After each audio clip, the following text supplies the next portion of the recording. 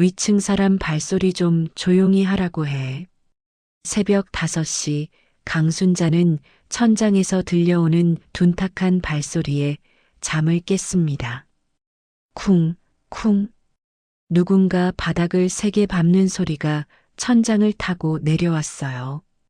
이어서 수도관이 쿨럭거리는 소리까지 겹쳤죠.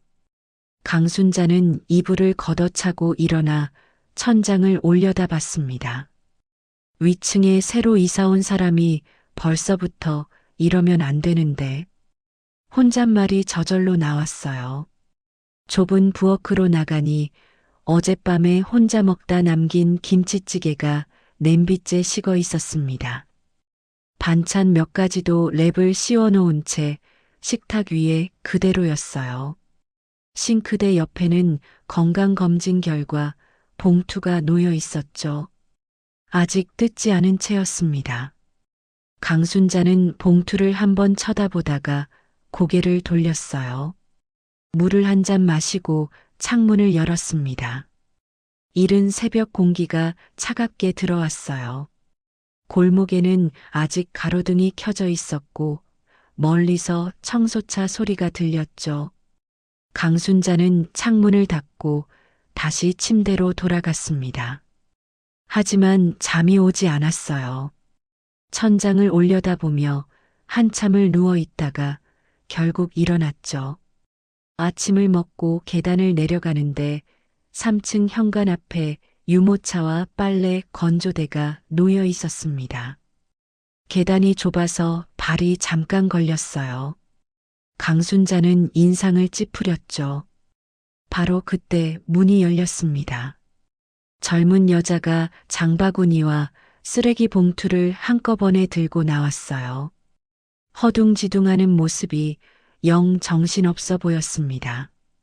여자 옆에서 7살쯤 되어 보이는 아이가 잠이 덜 깬 얼굴로 슬리퍼를 끌며 나왔어요. 아이는 눈을 비비면서 엄마 손을 잡았죠. 아, 죄송해요. 안녕하세요. 여자가 급하게 인사를 했습니다. 강순자는 고개만 까딱했어요.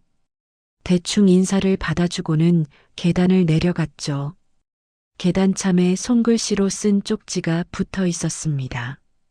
조용히 부탁드립니다라고 적혀 있었어요. 강순자는 그 쪽지를 보고 잠깐 멈춰 섰습니다. 요즘 사람들은 이런 건 신경도 안 쓰는데 그렇게 중얼거리고는 시장으로 향했어요. 시장에서 배추와 물을 사고 반찬거리를 몇 가지 더 샀습니다. 장바구니가 무거워졌어요. 집에 돌아와서도 강순자는 계속 천장을 신경 쓰게 됐습니다. 저녁 무렵 거실 장식장 위에 놓인 결혼사진 액자가 눈에 들어왔어요. 액자 유리에 금이 가 있었습니다. 며느리 자리만 텅 비어 있는 사진이었죠. 강순자는 액자를 한참 바라보다가 고개를 저었습니다. 손으로 먼지를 닦아냈지만 금은 그대로였어요. 그날 밤 식탁에는 반찬이 가득 차려져 있었습니다. 둘이 먹다 셋이 먹어도 될 만큼이었죠. 하지만 의자는 하나만 나와 있었습니다. 강순자는 혼자 앉아 밥을 먹었어요. 언제까지 이 습관을 못 버리나. 젓가락을 들면서 작게 중얼거렸죠. 김치 한 점을 집어 입에 넣었습니다. 짠맛이 혀끝에 닿았어요. 그때 현관문이 열리는 소리가 들렸습니다. 아들 한준호가 케이크 상자를 들고 들어왔어요. 회사 정장 차림이었죠. 넥타이는 느슨하게 풀려 있었습니다. 엄마, 오늘은 꼭 같이 밥 먹자. 한준호의 목소리는 조심스러웠습니다. 강순자는 고개를 끄덕이고 의자 하나를 더 꺼냈어요. 한준호가 앉아서 밥을 한술 뜨고 국을 한 숟가락 떴습니다. 식사가 반쯤 진행됐을 때 한준호가 숟가락을 내려놓고 말을 꺼냈습니다. 좋아하는 사람이 있어요. 이름은 박소연이고 마트 계산대에서 일해요. 강순자의 손이 젓가락 위에서 멈췄습니다. 한준호는 계속 말을 이었어요. 이혼했고요. 딸이 하나 있어요. 한나라고 7살이에요. 강순자는 젓가락을 내려놓았습니다. 한준호가 휴대폰에서 사진 한 장을 꺼내 보여줬어요. 사진 속에는 밝게 웃고 있는 여자가 있었죠. 평범해 보이는 얼굴이었습니다. 강순자는 사진을 잠깐 보다가 시선을 돌렸어요. 어디서 본 것 같기도 하고, 요즘 사람치고는 단정하네. 그렇게 생각했지만 입 밖으로 내지는 않았습니다. 한준호는 강순자의 반응을 살폈어요. 표정이 굳어 있는 게 보였죠. 식사가 끝나고 한준호가 돌아간 뒤 강순자는 거실에 혼자 앉아 있었어요. 건강검진 봉투를 한 번 더 쥐었다가 서랍 맨 안쪽으로 밀어 넣었습니다. 그리고 천장을 올려다봤죠. 위층에서 또 발소리가 들렸어요. 이번에는 아이가 뛰는 소리 같았습니다. 사연 시작하기 전에 구독 버튼 꼭 눌러주세요. 오늘 하루가 조금 더 특별해질 거예요. 다음 날 밤 위층에서 세탁기 돌아가는 소리가 들렸습니다. 웅웅거리는 소리가 천장을 타고 내려왔어요. 발소리도 겹쳐서 들렸죠. 강순자는 TV 소리를 키웠다가 이내 껐습니다. 애가 있는데 이 시간에 세탁을 돌려야 하나. 혼잣말을 하면서도 마음 한편이 불편했어요. 시계를 보니 밤 11시가 넘어 있었습니다. 강순자는 한숨을 쉬고 침대로 들어갔죠. 이불을 덮고 누웠지만 세탁기 소리가 계속 들렸습니다. 한참을 뒤척이다가 겨우 잠이 들었어요. 다음 날 오전 강순자가 시장에서 돌아와 보니 1층 우편함 앞에 택배 상자들이 어지럽게 쌓여 있었습니다. 택배 기사가 혼잣말로 투덜거리고 있었어요. 주소가 잘못됐다느니 전화를 안 받는다느니 하는 소리가 들렸죠. 그 사이에서 박소연이 계단을 뛰어내려왔습니다. 숨을 헐떡이면서 택배 상자들을 번호별로 정리하기 시작했어요. 202호, 203호, 300호. 바닥에 나란히 세우고 무거운 건 1층까지 같이 들고 가겠다고 말했죠.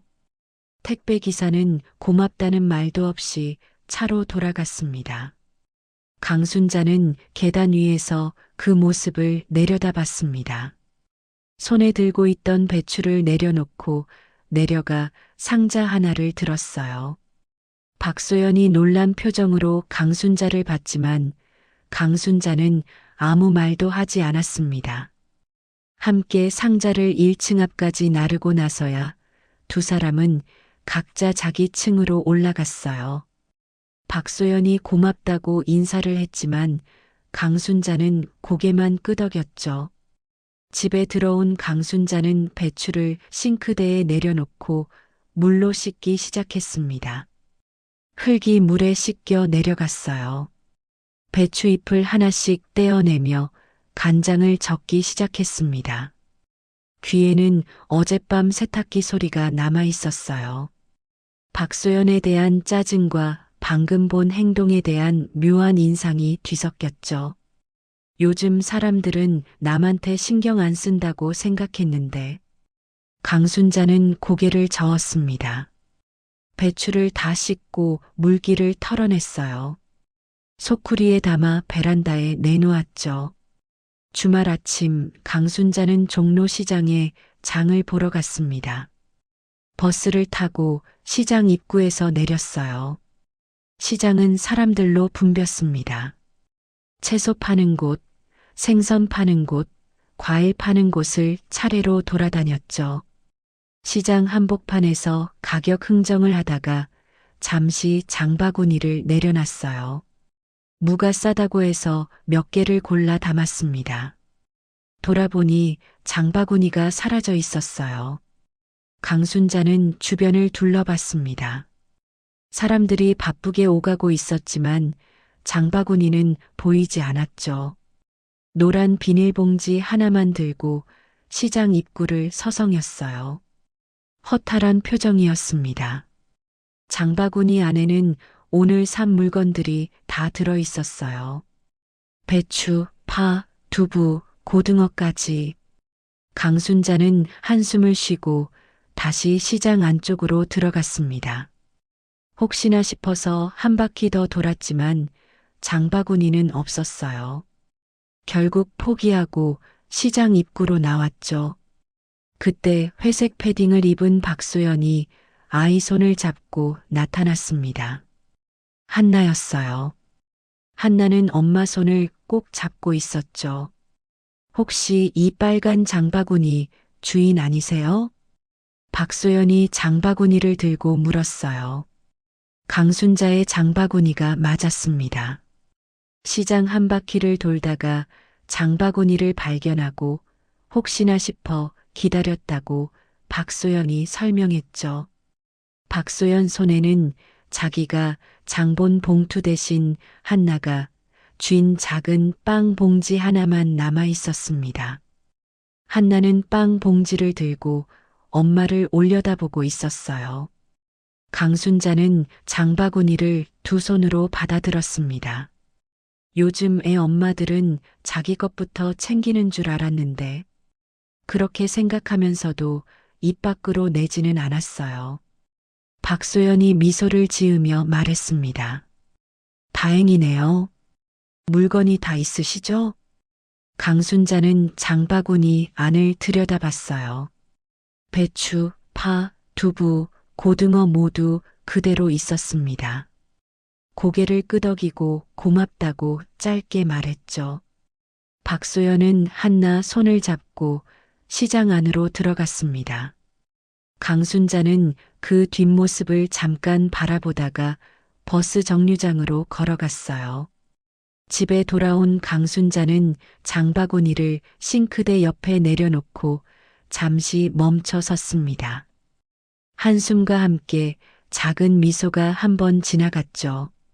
장바구니에서 물건들을 하나씩 꺼내 냉장고에 넣었어요. 배추는 베란다에, 고등어는 냉동실에 넣었습니다.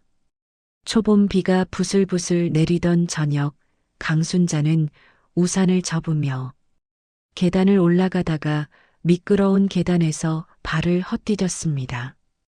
발목에 묵직한 통증이 올라왔어요.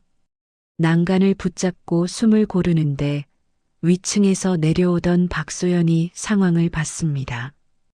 우산 두 개를 한 손에 모으고 다른 손으로 강순자의 팔을 잡았어요. 천천히 1층 현관 옆 벤치까지 함께 내려갔죠. 강순자는 발목을 잡고 앉았습니다. 통증이 계속됐어요. 박소연이 말했습니다. 잠깐만 기다리세요. 약국 다녀올게요. 박소연은 빗속으로 뛰어나갔습니다. 강순자는 벤치에 앉아 발목을 만져봤어요. 부은 것 같지는 않았지만 아팠습니다. 몇 분 뒤 박소연이 돌아왔어요. 손에 파스를 들고 있었죠. 발목을 만져보며 한 번 더 아프면 꼭 병원에 같이 가겠다고 말했습니다. 벤치에 나란히 앉은 두 사람 사이로 빗소리와 자동차 소리가 흘렸어요. 한나가 우산을 들고 계단 위에서 아래를 내려다봤습니다. 강순자는 박소연의 손놀림과 말투에서 묘한 정성을 느꼈어요. 요즘 사람은 웬만하면 옆집 일에 끼어들지 않는다고 생각해 왔는데 박소연이 파스를 발목에 붙여줬습니다. 시원한 느낌이 퍼졌어요. 강순자는 고맙다고 말했습니다. 박소연은 괜찮다고 웃으며 일어났죠. 한나와 함께 위층으로 올라갔습니다. 강순자는 벤치에 잠시 더 앉아 있다가 천천히 일어났어요. 발목이 조금 나아진 것 같았습니다. 2층까지 올라가는데 시간이 걸렸죠. 집에 들어가서 신발을 벗고 거실에 앉았습니다. 발목을 다시 만져봤어요. 통증은 여전했지만 참을만 했습니다. 그날 밤 강순자는 올려두었던 건강검진 봉투를 다시 꺼냈어요. 손에 쥐고 한참을 들여다봤습니다. 하지만 결국 봉투를 뜯지 못한 채 탁자 위에 뒤집어 놓았죠. 천장에서 발소리가 들렸습니다. 한나가 뛰는 소리 같았어요. 며칠 뒤 늦은 밤 강순자는 화장실에 가다가 복도에서 낮게 섞인 말다툼 소리를 들었습니다. 문틈으로 그림자 두 개가 보였어요. 박소연의 목소리와 낮게 깔린 남자의 목소리가 섞여 들렸죠. 양육비는 이번 달도 못 주겠다는 말과 한나 앞에서는 그런 이야기 하지 말아 달라는 말이 끊겨 들렸습니다. 강순자의 귀에는 그냥 늦은 밤 남자를 불러 싸우는 젊은 엄마라는 인상으로 남았어요. 목소리가 점점 커졌습니다. 남자가 화를 내는 소리가 들렸어요.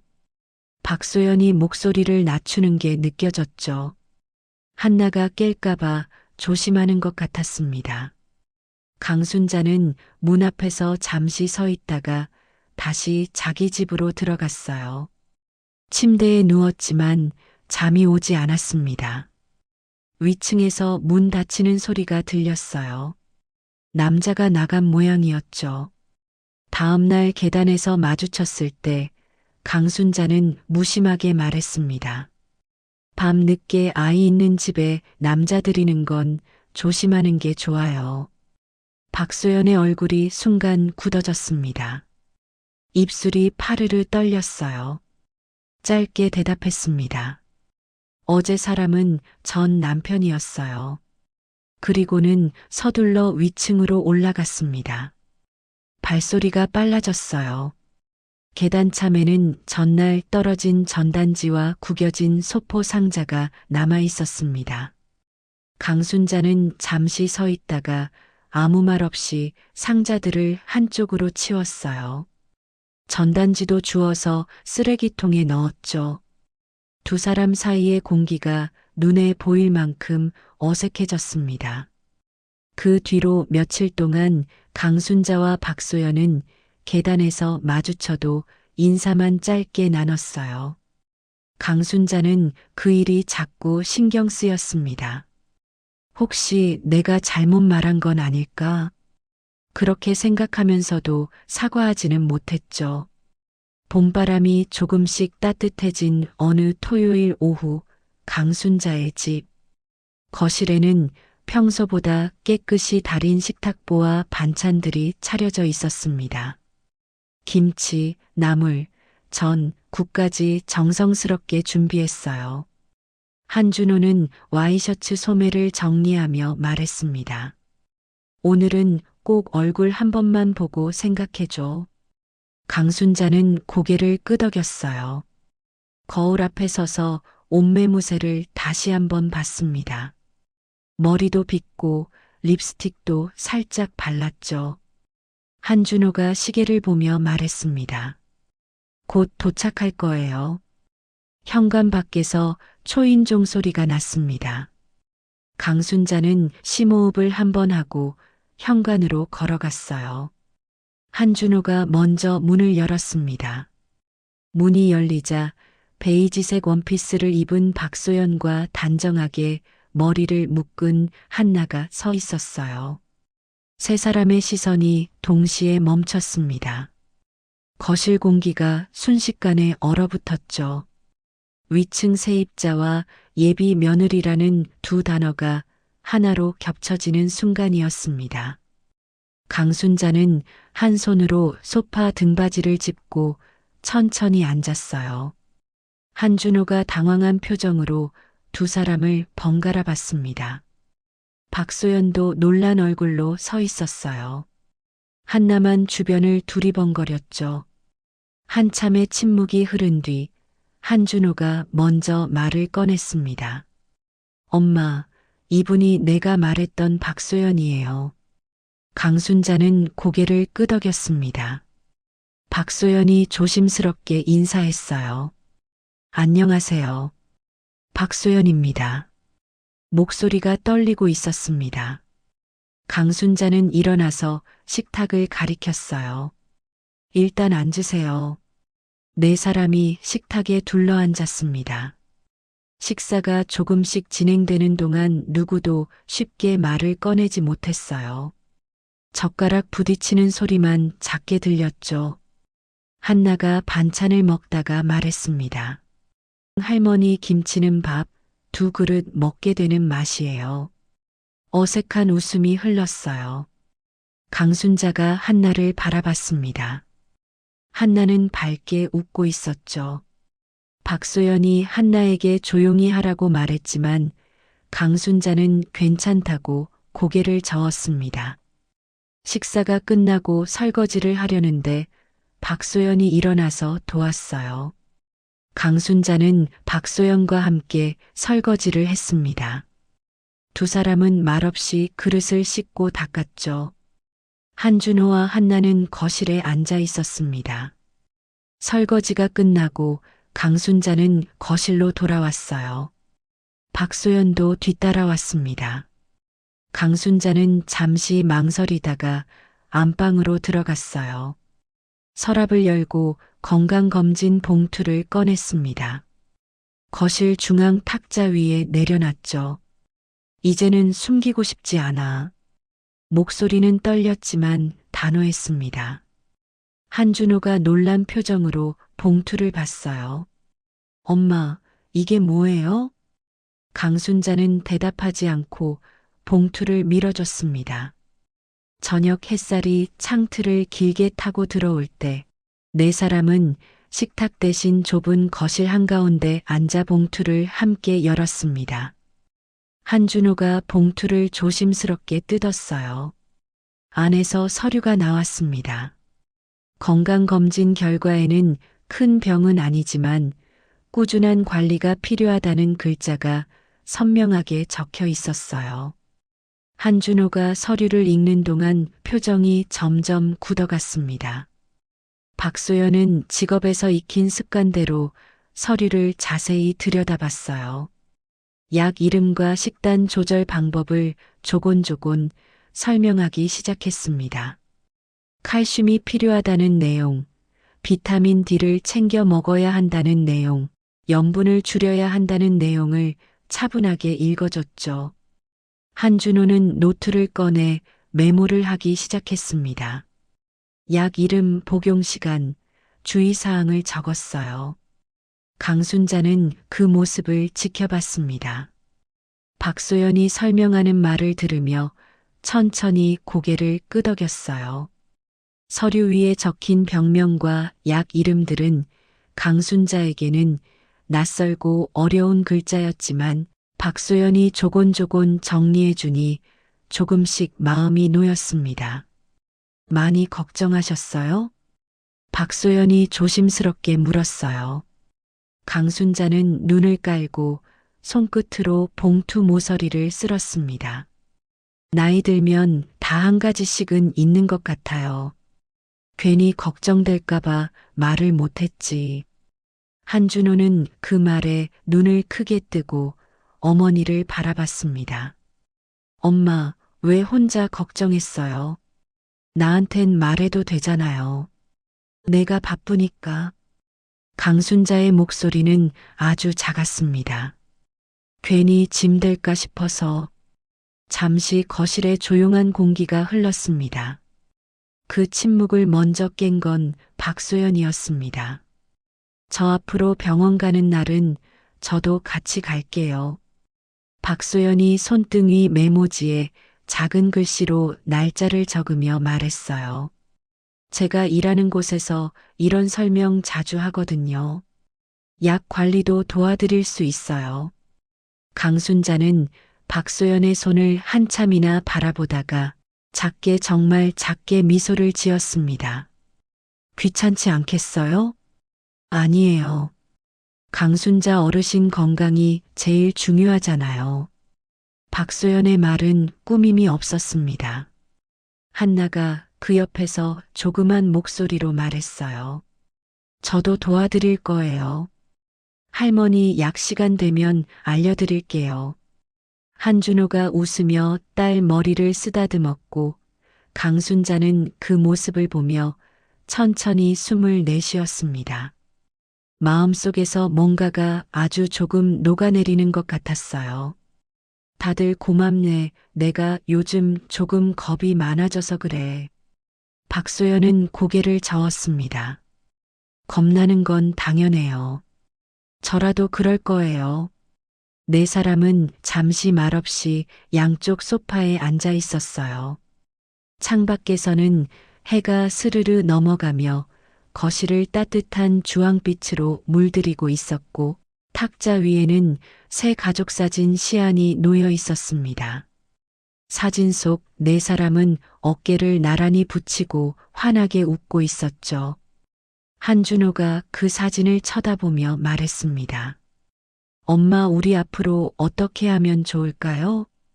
강순자는 사진을 들고 눈앞에 가까이 가져가 천천히 바라봤습니다. 조금 전까지만 해도 낯설기만 했던 얼굴들이 이제는 어딘가 익숙하게 느껴졌어요. 글쎄, 천천히 생각해보자. 서두르지 말고. 그 말로도 충분했습니다. 한준호가 고개를 깊게 끄덕이고 미소를 지었어요. 잠시 뒤 위층에서 한나의 작은 발소리가 쿵, 쿵 하고 내려왔습니다. 며칠 전에는 짜증 섞인 소리였지만 지금은 그저 아이가 뛰어노는 평범한 일상의 리듬처럼 들렸어요.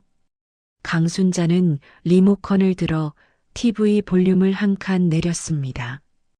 볼륨 숫자가 10에서 9로 바뀌었어요. 그래, 이 정도면 됐지. 강순자가 혼잣말처럼 중얼거렸습니다. 그 말은 소음에 대한 말이 아니라 앞으로 함께 살아갈 사람들을 받아들이는 마음의 문을 한 칸 낮췄다는 뜻에 가까웠습니다. 며칠 뒤 봄 기운이 막 스며들기 시작한 평일 오후, 강순자는 작은 장바구니를 들고 골목을 천천히 걸었습니다. 예전에는 항상 빠른 걸음으로 시장을 다녀오곤 했지만 요즘은 왜인지 발걸음이 조금 느려졌습니다. 느려졌다고 해서 나쁜 의미는 아니었습니다. 조금 더 보고, 조금 더 듣고, 조금 더 머물고 싶은 마음이 생긴 것뿐이었어요. 집 앞 골목에 거의 다다랐을 때 위층 베란다에서 들려오는 익숙한 목소리가 귀에 들어왔습니다. 할머니 왔다. 엄마, 우산 갖다 드릴까? 한나였습니다. 작은 체구에 걸맞게 종종 걸음으로 계단을 내려오더니 강순자 앞에서 멈춰 섰어요. 할머니 손 들게요. 강순자는 빙그레 웃으며 장바구니를 건넸습니다. 예전 같았으면 됐다. 무거워라고 손사래를 쳤겠지만 요즘은 그런 말을 굳이 하지 않아요. 둘이 나란히 계단을 오르는데 위층에서 문 열리는 소리가 들렸습니다. 박소연이 앞치마를 매단 채 얼굴을 내밀었어요. 어르신, 어제 말씀하신 그 나물볶음. 오늘 해봤는데 조금 맛이 이상하면 말해주세요. 또 해볼게요. 강순자는 천천히 고개를 끄덕였습니다. 이상하면 그냥 같이 고쳐서 먹으면 되지. 박소연이 눈을 깜빡이며 웃었습니다. 그 웃음소리가 계단 벽을 따라 반사되어 지방까지 부드럽게 흘러갔습니다. 그날 저녁 강순자는 혼자 밥상을 차리지 않았습니다. 위층과 아래층의 반찬들이 왔다 갔다 하며 조그만 식탁 위를 채웠고 한나의 웃음소리와 박소연의 말투, 한준호의 낮은 대답이 뒤섞여 집안이 오랜만에 사람 사는 냄새로 가득 찼어요. 밤이 깊어질 무렵 강순자는 창가에 앉아 새로 올린 가족 사진을 다시 한번 바라보았습니다. 빛이 닿는 각도에 따라 사진 속 네 사람의 미소가 조금씩 전혀 다른 모양으로 보였습니다. 그게 이상하게 마음에 들었어요. 아무도 없던 집에 다시 사람들의 온기가 들어오기 시작했다는 게 새삼스럽게 실감났습니다. 하루의 끝에서 강순자는 조용히 중얼거렸습니다. 그래, 이 정도면 된 거지. 여러분, 오늘 이야기가 마음에 들었다면 구독과 좋아요 꼭 부탁드립니다. 여러분의 따뜻한 관심이 다음 이야기의 힘이 됩니다. 다시 만나요.